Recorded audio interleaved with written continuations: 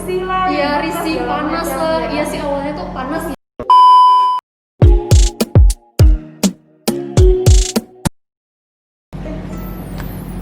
Assalamualaikum warahmatullahi wabarakatuh. Waalaikumsalam.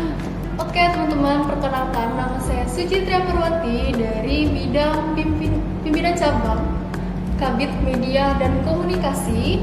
Dan saat ini saya sedang bersama narasumber saya yang bernama Imawati Ernawati. ya Imawati Ernawati. Ini bilang apa nih? Di Pikom kah, di PC atau DPD? Masih di Pikom. Oh ya, Pikom apa? Pikom yang FKIP UMPK. Oke, di bidang Sekarang diamanahkan di Ketua Bidang Imawati. Udah mau selesai kok. semoga kita doakan cepat kelar kuliahnya. Amin, amin. Terus hari ini nih kita bakal menyampaikan tentang yang namanya proses hijrah. Jadi stay tune di channel ini. 1, 2, 3. Nanti dikat tuh. Oke. Kita langsung aja nih bahas tentang hijrah. Nah, menurut Erna sendiri nih ya, konsep hijrah, pemaknaan hijrah bagi Erna itu apa sih? Hijrah itu kan ibarat kita meninggalkan sesuatu yang buruk dan melakukan suatu hal yang baik. Itu sih konsepnya. Jadi ketika kita meninggalkan hal yang buruk dan menjalankan hal yang baik, itu sudah disebut hijrah. Iya. Mungkin dari pakaian seperti itu. Iya, hijrah itu kan banyak bentuknya. Tapi kalau kita perempuan itu ya lebih dominan dengan hal pakaian. Tapi tidak lain juga, tidak melupakan kita juga harus mengubah akhlak kita gitu. Jadi tidak hanya pakaian berubah dari yang misalkan yang awalnya belum menutup aurat, sekarang menutup aurat. Tidak hanya itu hijrahnya, tapi juga kita barengi dengan menutup ilmu yang baik. Terus bagi Erna sendiri nih, kan banyak yang cewek-cewek di luar sana mikirnya kayak ya aku nanti aja lah hijrah tunggu hidayah datang. Itu gimana sih menurut Erna sendiri pemaknaan dari kalimat seperti itu? Hidayah. Jadi hijrah itu sebenarnya kita yang jemput, jangan nunggu hidayah gitu. Dijemput Nanti keburu kita dijemput sama ajal. Bener sih. Jadi tutup auratmu sebelum tutup Usiamu. Ingat, tutup aurat sebelum tutup usia. Nah itu jadi kalau misalkan kita hijrah, ya sedari awal kita tahu oh lebih baik kita berubah diri menjadi lebih baik, ya kita segerakan aja gitu. Masa kita mau aja misalkan menabung dosa istilahnya gitu kan, lebih baik kita Nabung tuh duit, jangan dosa. nabung pahala. Nabung pahala. Iya gitu. Jangan suka gibah. Stop gitu. Stop gibah. Oke, pertanyaan selanjutnya nih, susah nggak sih bagi Erna sendiri untuk hijrah? Kan mungkin Erna juga pasti pernah loh ngalamin kayak pakai celana-celana ketat, pakai kerudung masih kelihatan dada, seperti itu. Gimana? Ya kita kan pastinya ya perempuan mungkin yang dulunya ya belum begitu baik. Begitu. Tapi sekarang mencoba untuk menjadi baik. Nah, aku pun juga gitu. Ya terserah ya, kita santai aja sini ya, nggak usah terlalu kaku. Kalau aku sendiri memang dari dulu ya belum seperti sekarang mungkin yang menggunakan rok atau gamis. Nah itu kan proses hijrah kita. Jadi yang berat itu bukan hijrahnya, tapi istiqomah dalam menjalankan hijrah kita. Komitmen. Iya. Komitmen. Kalau bahasa komitmen nih agak kemana gitu ya? Aduh, agak melenceng dikit. Nah gitu, jadi misalkan kita hijrah, ya aku ngomong apa? Karena gugup guys, jadi wajar ya. Saya juga gugup sebenarnya. Karena ini baru pertama kalinya. Wes. Iya. Tapi di sini kita belajar sama-sama. Ya, betul Tuh. sekali. Lanjut. Oke lanjut. Jadi awal dulu aku juga gitu. Ya. Misalkan dulu masih pakai celana yang ketat ataupun menutup aurat yang belum sesuai syariat Islam. Nah, jadi teman-teman, kalau misalkan sekarang yang belum hijrah, itu ya alangkah baiknya kita segerakan karena kita kan nggak tahu usia kita itu entah sampai kapan. Gitu. Jadi misalkan kita dulunya yang buruk, ya udahlah itu masa lalu kita. Kita sekarang untuk masa depannya kita ya untuk menjadi lebih baik. Gitu. Kok gitu ya? Aduh kenapa ya? juga baperan. Oke, inilah itu aja. Iya. Oke, pertanyaan selanjutnya yang bikin penasaran adalah apa sih yang membuat Erna yakin untuk hijrah seperti itu? Apakah ada dorongan dari keluarga kah, atau dipaksa kah, atau memang hidayah itu datang dari diri Erna sendiri? Kalau dari dorongan motivasi ya, Motivasi. dari keluarga memang nggak ada paksaan. Misalkan aku kayak dulu masih belum nutup aurat kan, Ya. dan sekarang nutup aurat itu memang dari diri sendiri. Karena memang dulu pas masuk SMK kebetulan, nah itu mungkin termasuk hidayah dari Allah juga sih. Itu jalan ya. Nah ya jalan. Nah itu dulu dimasukkan di sekolah yang memang apa sih namanya? Apa? Tank. Apa sih maksudnya ya? Yang religi lah maksudnya sekolahnya. Jadi kita mengharuskan Yang Islami lah. ya yang Islami. Jadi ceweknya itu memang harus menggunakan hijab gitu atau menutup aurat. Nah mungkin dari situ ya awal mula kenapa aku menutup aurat seperti itu. Nah kalau untuk yang memenuhi syariat Islam, maksudnya kan menutup aurat tuh ada yang nggak sesuai syariat, ada yang sesuai syariat. Nah itu dulu memang aku belum, tapi pas lambat laun waktunya berjalan, akhirnya kita mengenal lingkungan yang baik, kemudian kita terdorong memotivasi untuk mengikuti lingkungan itu. Jadi faktor yang buat kita berubah menjadi lebih baik atau hijrah itu juga lingkungan, teman-teman. Jadi misalkan kita berada di lingkungan yang buruk, Ya. kadang kita juga Setuju sih. ke lingkungan buruk. Kalau kita ke Setuju. lingkungan yang baik ya pasti kita akan ngikut ke hal yang baik. Ya, sedikit curhat sih, curcol ya. Sama sih sebenarnya teman-teman. Aku juga dulu kayak gitu, baru bener-bener pakai yang kayak gini, pakai rok itu tuh baru-baru aja semester 5 kalau nggak salah. Itu sebenarnya ikut di IMM tuh sebenarnya udah lama gitu kan. Cuman untuk benar-benar hijrahnya di semester 5 karena ngelihat teman-temannya juga Ya, berubah, ya. merubah pola lingkungan berteman itu tuh juga punya punya faktor terhadap kita menjadi lebih baik gitu. Jadi kalau ada yang bilang temen aja pilih-pilih ya itu memang harus pilih-pilih gitu kan. Kita memang harus cari temen tuh yang selektif, yang bisa membawa kita ke jalan yang lebih baik, terutama menuju Allah seperti itu. Jadi kalau dari aku sendiri sih kenapa bisa kayak gini, pertama karena teman. Pertama sih ikut-ikutan kayak kok dia bisa senyaman itu ya pakai kerudung panjang, Karena orang bilang risih lah, iya ya, risih, segala panas macam, lah. ya. Iya sih awalnya tuh panas sih, nggak bisa aku pungkiri kalau pakai yang kayak gini panas. Tapi karena terbiasa, jadinya ya nyaman. Bahkan ketika sudah memakai jilbab yang mungkin kelihatan dadanya seperti itu kan agak risih malah sekarang gitu. Jadi walaupun ya nggak apa-apa lah kawan-kawan di luar sana misalnya merasa kayaknya aku udah terlambat deh, kayaknya nggak ada kata terlambat untuk hijrah. Iya, benar. Mau umur kamu udah 21, 20, 30 itu bukan halangan untuk kita hijrah seperti itu. Hidayah tuh bisa dijemput Kapan saja. Iya, ingat dijemput gitu. Benar banget. Oke, ada lagi tambahan? Tambahannya adalah kalau kita tidak mulai dari diri sendiri, itu tidak ada orang lain yang bisa berubah kita. Jadi selagi kita masih sadar, maksudnya akan kewajiban kita, jadi hijrah. Aku pernah udah hijrah. Ini agak-agak ya. Kalau ini sebenarnya kita lagi pas malam tuh udah agak-agak error, ngantuk-ngantuk gimana? Karena seharian sudah full kegiatan Iya. kan, bisa malam. Susah YouTubers kita guys. Oke, jadi intinya untuk teman-teman semua yang mungkin sekarang masih ragu untuk hijrah, ayo kita bareng-bareng belajar, bareng-bareng perbaiki diri untuk nanti bisa meraih ridhonya untuk ke jannahnya. Masya Allah, ingat dicatat. Dipahami, diresapi, Iya. dan dilakukan. Iya, jangan cuma gitu mah. Ya. Sorry itu ada telepon ya guys, ini gimana coba?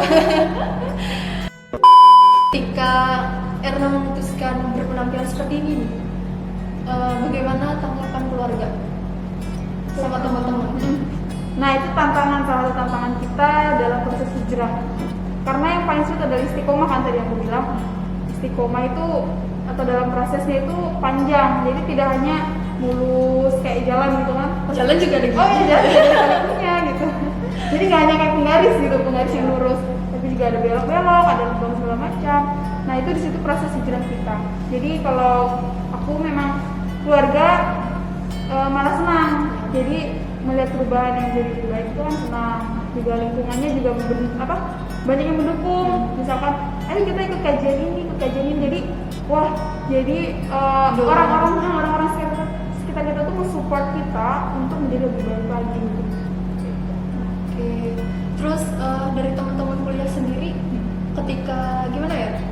Ketika mungkin lingkungan di tempat kuliah Erna gitu kan terbiasa dengan pakaian walaupun berhijab tapi ketat seperti itu gimana tanggapan mereka atau melihat Erna tuh risih nggak sih? Banyak sih kalau teman-teman kuliah gitu kalau, tapi banyak kan kayak mendukung aja karena memang lingkungannya juga baik. Tapi kalau misalnya ada teman kita yang pakaiannya juga belum seperti kita, itu jangan dijudge ya, maksudnya mereka mungkin belum tahu segala macam. Jadi kita ya pelan-pelan tuh. So kita juga pernah di posisi itu. Iya, benar banget. Jadi ya kita pelan-pelan mengingatkan lah, yuk kita hijrah bareng gitu. Atau misalkan kita ajak kajian. Jadi salah satu cara respon kita melihat teman kita yang belum hijrah gitu. Jadi jangan dijudge ya. Tapi dibimbing. Dibimbing. Terus dulu pernah juga waktu aku SMA masih. Nah itu proses kan aku udah pakai jilbab panjang itu kelas 2 atau kelas 3. Nah itu banyak teman-teman yang bilang kayak gini, ih kayak ibu-ibu, terus ada ustazah datang. Iya sama ya, sama benar sampai di ukti. Nah itu salah satu, bukan kayak dibully ya, tapi cuman banyak yang candaan, tapi menurut kita itu kayak apa ya? Kenapa gini ya? Padahal kan saya berubahnya stigmanya itu loh. Tapi ya udahlah, kita bikin polos aja, bikin santai aja. Oh mungkin mereka belum tahu bahwasanya perempuan itu ya harus kayak gini pakaiannya, terus harus menutupi aurat sesuai syariat kayak gitu. Karena menurut aku ada kalimat yang pernah aku baca dan aku pernah mengalaminya, bahwasanya bukan agama yang sebelum kita mengenal agama Islam kita pasti ngerasa kita seperti dikekang, tapi ketika kita sudah mencintai agama itu atau mencintai agama Islam, kita tahu bahwa ada alasan dibalik kenapa Allah melarang ini dan itu, untuk melindungi kita, terutama kaum wanita, agar harga dirinya tuh tetap terjaga, kehormatannya. Jadi ya misalnya nih di luar sana ada cowok-cowok yang suka ganggu kalian gitu kan, ya kalian introspeksi diri dulu gimana pakaian kalian di luar sana. Kecuali nih kalau misalnya kita udah tutup aurat tapi cowok-cowok di luar sana yang nakal masih ganggu, ya itu kan berarti salah cowoknya seperti itu. Berarti kan itu bukan salah kita sudah berusaha untuk menjaga diri atau menutup aurat seperti itu. Iya benar banget itu, karena aku pengalaman ya, kalau dulu misalkan kita menutup aurat yang sesuai syariat itu cowok-cowok kayak nganggap biasa aja tidurannya, tapi saat kita berubah jadi yang lebih panjang segala macam pakaiannya, mereka menjaga. Jadi tidak sembarangan gitu, misalkan duduknya juga dia agak jauh, kayak menghargai aja gitu. Ya jadi itu sih kayak ketika kita memperbaiki pakaian, maka lingkungan juga akan memperbaiki keadaan seperti itu, dan menurutku lebih merasa tenang dan aman. Iya benar banget. Jadi jangan berjilbab tapi seperti telanjang seperti itu. Paham gak sih? Iya paham. Jadi kan kayak kita dulu juga kan pakai kerudung tapi masih pakai bajunya yang masih menampakkan tubuh kayak gitu. Ya nggak apa-apa sih, maksudnya proses orang kan beda-beda. Cuman lebih baik lebih cepat lebih baik seperti itu. Oke, lanjut lagi nih. Ada tambahan apa enggak? Lanjut dulu deh. Ada pertanyaan lagi? Kalau tadi udah yang istiqomah, gimana caranya untuk tetap istiqomah dalam hijrah? Karena kan goyah-goyah terus nih, pasti ada naik turunnya, kayak aduh pengen juga nih kayak di luar sana di IG kan teman-teman kalau ngelihat yang style hijab yang keren, kekinian banget, agak-agak Koreaan tapi pakai jilbab seperti itu kan, pengen gitu kan kelihatan keren tuh gimana tuh? Kan itu termasuk bikin goyah. Iya. Yang pertama itu kalau dalam istiqomah kita yang pertama perbaiki lingkungan gitu. Terus perbanyak kita misalkan mendengarkan ceramah-ceramah. Kan sekarang banyak kan nggak harus kita secara langsung. Ya kajian. kayak gini misalnya kan Nah. ya. Bisa kita via sosial media misalkan YouTube atau di Instagram kan banyak sekarang kajian-kajian ataupun ceramah-ceramah. Nah, perbanyak ilmu itu nantinya akan bawa kita malah semakin baik gitu. Tidak apa namanya sih? Tidak terpengaruhi oleh hal-hal yang mungkin udah di masa lalu kan. Nah, seperti itu sih. Jadi ya apa kayak sering-sering lihat dakwah-dakwah gitu Iya. ya, ceramah-ceramah biar apa nggak goyah, terus memperdekat diri dengan Allah, terutama untuk apa ya agar kita tuh tetap kuat gitu istiqomahnya dalam berhijrah, jangan apa ya jangan setengah-setengah gitu loh ya, walaupun kita nggak pernah tahu ya gimana posisi orang itu. Iya. Mungkin ada yang dulunya langsung apa ya, mungkin yang dulunya pakai baju ketat-ketat tiba-tiba langsung brok kayak gitu, pakai berubah drastis, tapi nanti bulan depan atau kapan dia berubah lagi gitu, karena dia langsung kayak apa ya langsung kan kayak gitu banyak kan Iya banyak yang langsung tiba-tiba bercadar tapi tiba-tiba nanti dilepasnya. Nggak apa-apa sih kalau lepas pasang cadar, tapi jangan sampai lepas pasang kerudung, ingat teman-teman. Itu Jangan sudah kewajiban kita ya sebagai Iya. perempuan untuk menutup aurat. Ada Kalau- di Quran surah An-Nisa. ingat Quran surah An-Nisa. Ayat berapa ya? Oh iya, satu lagi sih jangan apa ya, jangan karena hanya kuliah doang pakai kerudungnya seperti itu. Iya benar itu, karena sekarang banyak yang Iya. karena tuntutan jadinya Gitu. hanya Padahal kan itu masa itu.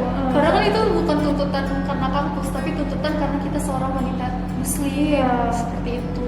Kalau kita nggak berkerudung, apa bedanya kita dengan, ya maaf ya, apa bedanya kita dengan wanita non muslim seperti itu? Karena kan hijab juga menurut orang itu juga termasuk identitas diri Iya, seorang betul. muslimah. Begitu. jangan gak pede duluan, ih percuma aku pakai baju panjang-panjang, pakai gamis, tapi akhlakku belum apa ya, belum bagus gitu kan. Karena aku pernah baca juga di buku bahwasanya kalau berkerudung tapi akhlak belum baik itu tuh bukan suatu alasan, karena yang kalau menurut kamu ketika berkerudung itu hanya orang-orang yang sempurna tanpa dosa, hanya malaikatlah yang pantas menggunakannya. Jadi jangan takut dan minder pakai kerudung tapi akhlaknya belum bagus, Iya. hatinya belum apa ya, kelakuannya belum baik, karena memang manusia tempat salah dan dosanya di situ gitu. Karena beda ya antara menutup aurat sama akhlak. Iya. Itu dua hal yang beda. Kalau menutup aurat itu adalah wajib, akhlak itu kita bisa mengikuti, kita bisa perbaiki pelan-pelan. Kerudung ini adalah rem-remnya kita untuk kelakuan kita, Iya. seperti itu. Nah, itu dalam proses hijrahnya teman-teman, jadi banyak prosesnya, banyak faktor-faktor yang mempengaruhi, tapi banyak juga motivasi yang datang ke kita. Kalau memang kita berusaha untuk menjadi lebih baik, pasti akan dimudahkan oleh Allah SWT. Yang penting niat lillahi ta'ala. Iya, niatnya. Bukan karena ingin dapet seseorang yang baik. Ya nggak masalah sih asal itu jadi pancuan istiqomah, cuman lebih baik lillahi ta'ala karena Allah dan ingin dapat ridhonya, seperti itu. Karena kalau kita baik maka akan dipertemukan dengan yang baik pula. Kalau kita buruk akan dipertemukan dengan yang buruk pula. Enggak juga sih sebenarnya, semoga Oh, iya. dipertemukan dengan yang bisa memperbaiki Nah. seperti itu. Gitu. Intinya tuh jalanin aja dulu ya kan? Intinya kita harus memperbaiki diri. Jangan berpuas akan ilmu. Ya. Dan jangan merasa terlambat untuk berubah menjadi lebih baik. Itu sih. Jangan insecure itu jangan. Intinya apa itu? Itu kayaknya di atas insecure. Jadi jangan insecure duluan kayak gitu, karena pertama tuh kayak apa ya, kayak ada pukulan apa ya, hidayah saya itu termasuk dari ayah saya. Kalian di cewek-cewek di luar sana nih yang nonton ini, semoga kalian terketuk hatinya ketika kalian melihat ayah kalian. Coba kalian pandangi ayah kalian, gimana rasanya nanti ketika dia ditanya kenapa anak itu belum berkerudung, anak gadisnya belum berkerudung padahal sudah balik. akan menyeret ayah kalian sendiri ke api neraka seperti itu. Jadi kalau kalian sayang dengan orang tua kalian, ya kalian semestinya harus berubah gitu loh, menutup aurat kalian demi orang tua kalian juga seperti itu. Menurut aku tuh gitu sih. Gimana kalau Ya memang suatu hal yang baik itu juga akan berpengaruh untuk lingkungan kita yang baik. Entah itu misalkan untuk orang tua, untuk keluarga.